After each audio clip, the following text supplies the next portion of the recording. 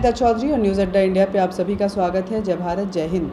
देखिए, ये आज़ादी का अमृत महोत्सव हम मना रहे हैं और इस अमृत महोत्सव के उपलक्ष्य में भारत के 75वें आज़ादी दिवस के उपलक्ष्य में हम आज़ादी के उन वीर बहादुरों की गाथा आप तक पहुंचा रहे हैं। ज़रा याद करो कुर्बानी के तहत। तो इस न्यूज़ अड्डा के इंडिया के याद करो कुर्बानी के तहत हमारे उन वीर शहीदों की, उसमें आज जो सुनाने जा रहे हैं उसमें है अंग्रेजी सेना के राजबाली ने डट कर मुकाबला किया था। ये अनसंग हीरो हैं।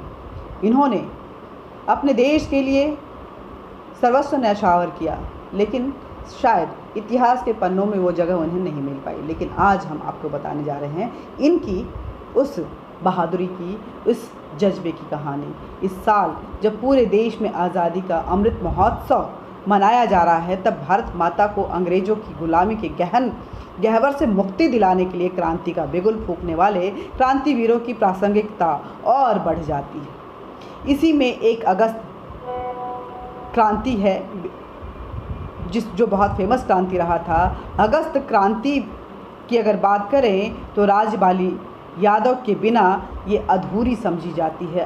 अगस्त क्रांति फिरंगियों की गुलामी से मुक्ति की लड़ाई में इस सपूत की अहम भूमिका रही थी। बाद में सक्रिय राजनीति में दखल देकर लोकतांत्रिक संघर्ष के जरिए किसानों, मजदूरों और दलितों को, शोषितों को आदर्श बनाकर इस वीर ने आंखों भी मूंदी तो अगस्त क्रांति की वर्षगांठ पर ही। उन्होंने गुलामी के दौर में अंग्रेजी हुकूमत से और आज़ादी के बाद अवध की धरती पर सामंती ताकतों से लोहा लिया था। 9 अगस्त को इस महान सपूत की पुण्यतिथि है। राजबाली यादव का जन्म 7 नवंबर 1906 को अवध की धरती अम्बेडकर नगर जनपद की जलालपुर तहसील के अरई गांव में एक साधारण से किसान परिवार में हुआ था। पिता रामहर्ष यादव के साथ रहकर किसानों और मजदूरों की पीड़ा से वो बचपन से ही वाकिफ़ थे। कक्षा 5 में पढ़ते हुए जलियांवाला बाग कांड ने इनके बाल मन को उद्वेलित कर दिया था और 13 वर्ष की अवस्था में इन्होंने क्रांति का दामन थाम लिया था। ये क्रांतिकारी बन चुके थे।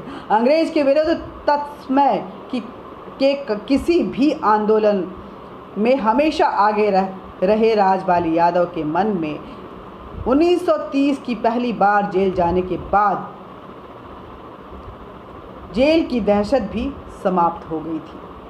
सन 1931 के व्यक्तिगत सत्याग्रह आंदोलन से लेकर सन 1942 के भारत छोड़ो आंदोलन तक सभी में राजबाली यादव ने बढ़ चढ़कर हिस्सा लिया। प्रदेश के विभिन्न जेलों में दर्जनों बार बंद रहे।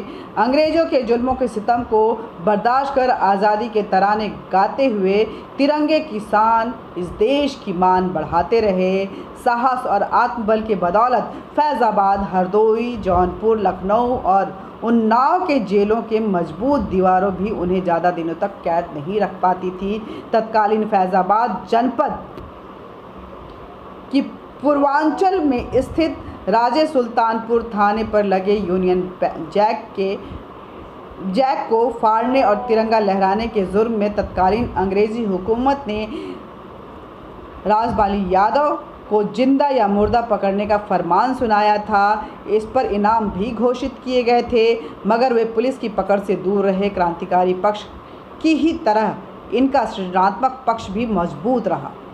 अंग्रेजी हुक्मरानों के दमनात्मक कार्रवाई, सामंतशाही उत्पीड़नात्मक रवैये तथा भारतीय नागरिकों की लाचारी को आधार बनाकर यादव जेल में रहते हुए गद्य एवं पद्य साहित्य की सृजन किया करते थे। राजबाली यादव की अवधि व भोजपुरी मिश्रित बोली में धरती हमारी है नाटक लिखा, जो आगे चलकर जन जागरण का हथियार बना। आज़ादी के बाद राजबाली यादव ने सामंतशाही के विरुद्ध दूसरा जन आंदोलन नाटक मंडली बनाकर शुरू किया। कम्युनिस्ट पार्टी की सदस्यता इन्होंने बाद में ग्रहण करी। देश भर में नाटक का मंचन कर लोगों को जगाने का काम किया। राजबाली यादव सन 1967 के आम चुनाव में तत्कालीन मया आसीन विधानसभा क्षेत्र के विधायक भी चुने गए। एक मुकदमे में सजायाफ्ता होने के चलते उन्हें विधानसभा की सदस्यता से त्यागपत्र देना पड़ा, लेकिन नाटक के जरिए उन्होंने जागरूकता अभियान जारी रखी और फिर कभी चुनाव नहीं लड़ने की उन्होंने कसम खाई। उनके अंतिम समय पैतृक गांव अरई में बीता, जहां 9 अगस्त 2001 को उन्होंने अंतिम सांस ली।